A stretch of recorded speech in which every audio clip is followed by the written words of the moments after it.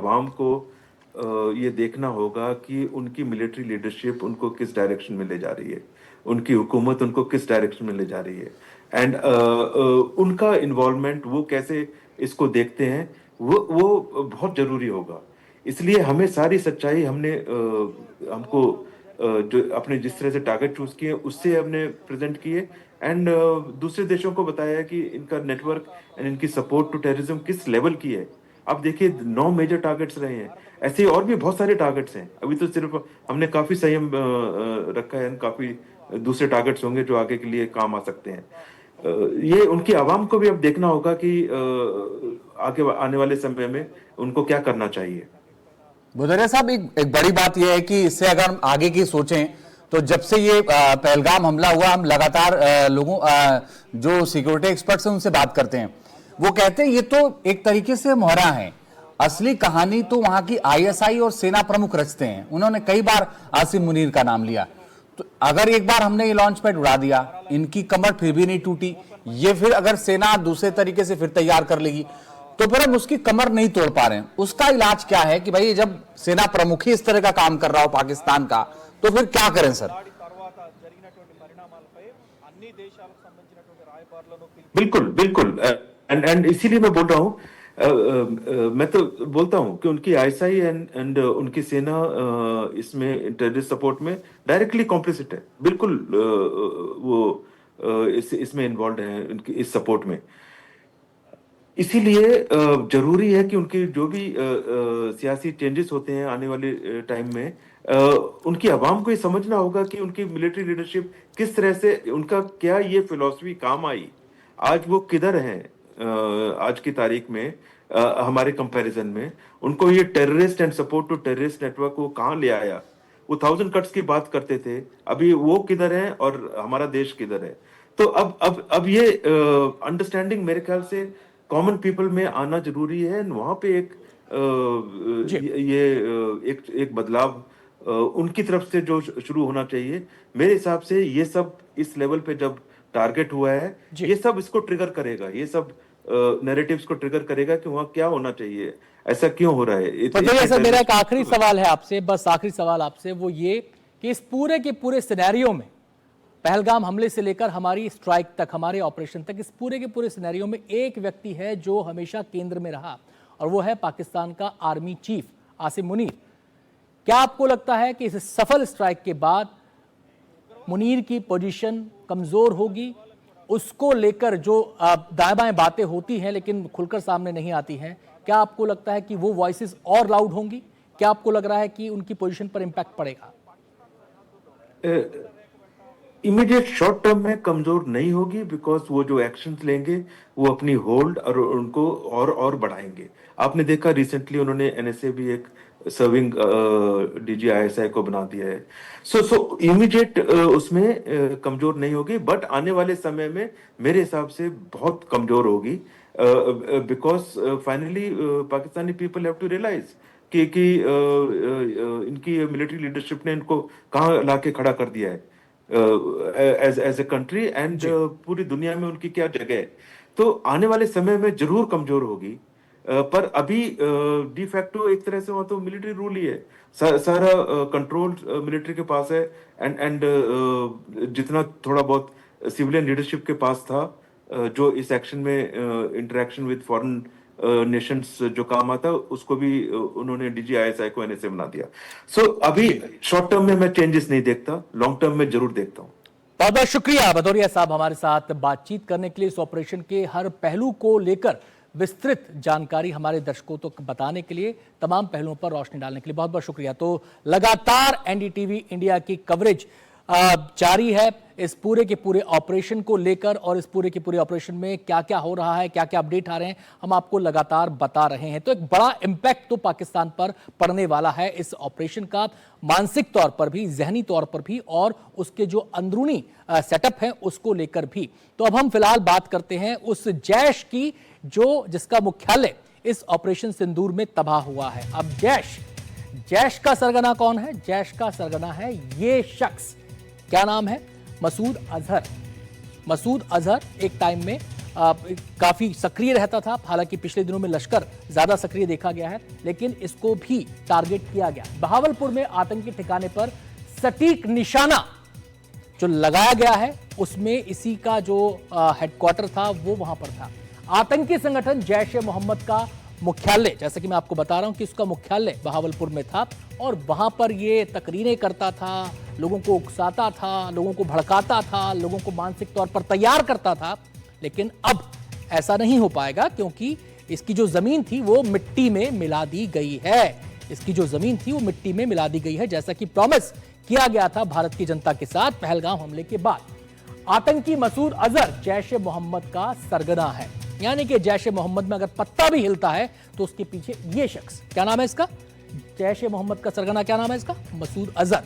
ये शख्स उस पत्ता हिलने के पीछे, इसका खतरनाक, इसका आतंक से भरा हुआ माइंड उसके पीछे काम करता है। जैश के 4 ठिकानों को तबाह किया गया है। तो जैश के 4 ठिकानों को निशाना बनाया गया है, जहां पर इसकी पूरी की पूरी ऑपरेशन ये करता था, साजिशें रचता था, अपना जो खुराफाती दिमाग है वो लगाता था। भारत के मिसाइल हमले में कई आतंकी जैश के भी मारे गए हैं। लश्कर को लेकर तो जानकारी आ गई है, शुरुआती जानकारी की 62 मारे गए हैं, संख्या बढ़ सकती है। जैश के भी कई आतंकी निपटा दिए गए हैं इस ऑपरेशन में। जैश भारत में कई आतंकी हमलों में शामिल रहा, जैसे मैंने बताया आपको कि इसका भी कई आतंकी हमलों के पीछे हाथ था। पठानकोट, पुलवामा, संसद पे हमलों में जैश का हाथ था। पठानकोट तो आपको ध्यान है कि क्या कहते हैं, एयरबेस था, वहां पर अटैक हुआ था। उस्मान ओ अली कैंपस जैश का ऑपरेशनल बेस है। उस्मान ओ अली कैंपस जैश का ऑपरेशनल बेस है और इसके ठिकानों को निशाना बनाया गया है। पाक सेना और आईएसआई का पूरा संरक्षण है, एक प्रकार से सुरक्षा कवच दे रखा है, जैसे कि ये जो है मसूद अजहर पाकिस्तान का दामाद हो, इस तरीके से उसकी सेवा वहां पर होती है। तो आतंक के ठिकाने पाकिस्तान में पलते हैं, बनते हैं, आतंक के ठिकानों से भारत के खिलाफ साजिशें होती हैं। उसके जो सरगना है वहां पर उनको मेहमान की तरह से रखा जाता है, पूजा जाता है। हम सीधे रुक करेंगे, हमारे गेस्ट भी हमारे साथ जुड़े हुए हैं। सीधे हम सुरेश सर का यहां पर रुख कर लेते हैं। सुरेश सर, अब ये जो जैश है, ये जो हिजबुल मुजाहिदीन है, ये जो लश्कर तैयबा है, इनके ठिकानों पर टारगेट किया गया, ये दर्द तो इन्हें बहुत होगा, लेकिन क्या आपको लगता है कि ये आने वाले कितने सालों के लिए इनकी एक प्रकार से ये हमले, इनकी निष्क्रिय इनको कर रहे हैं?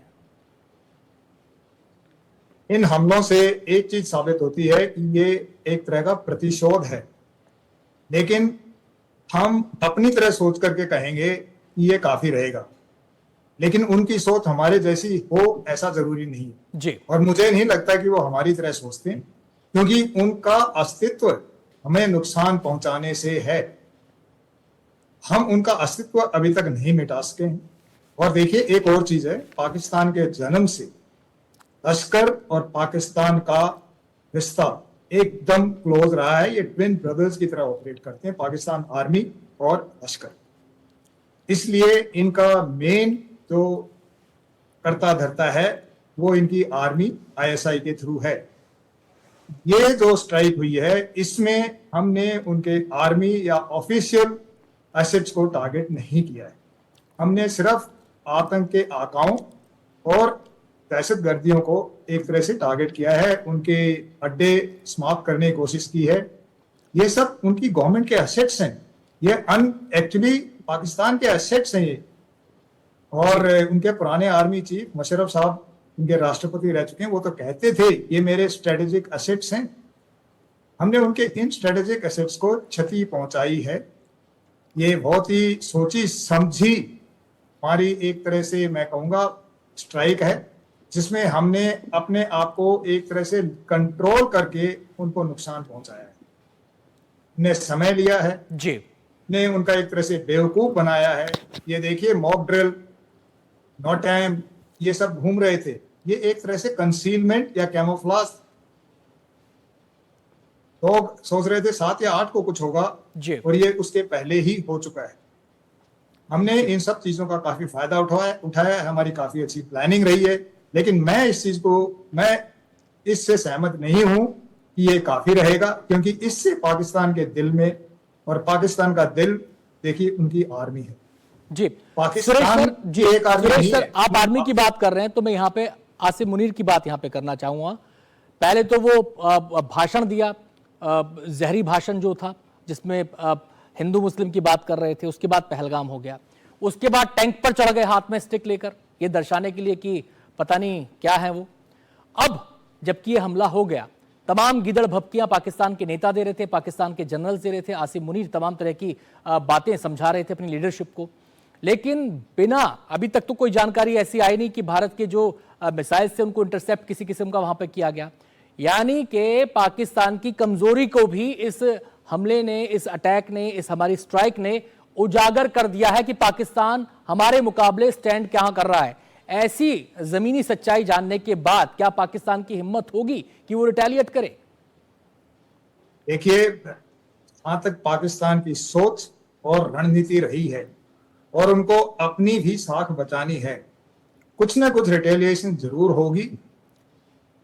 इससे हम नहीं कह सकते कि रिटेलिएशन नहीं होगी। और मेरा यह मानना है, और मैं इससे कन्विंस्ड हूं, कि हमारी सरकार ने आगे की 3-4 स्टेप्स एस्केलेटरी लैडर पर पहले ही सोच रखी होंगी।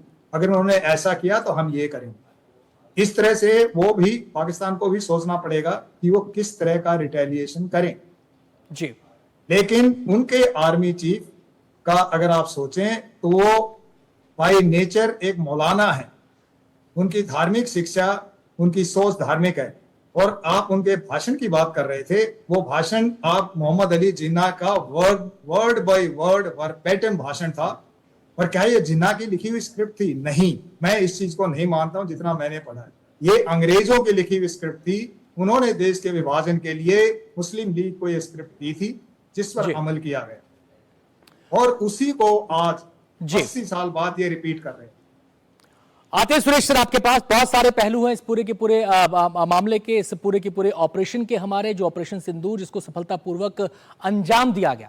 अब ये जो ऑपरेशन है, ये हर भारतीय का सीना गर्व से चौड़ा कर रहा है, क्योंकि वादा जो किया गया था देश की आवाम से, देश की जनता से, वो वादा इसके जरिए पूरा किया गया।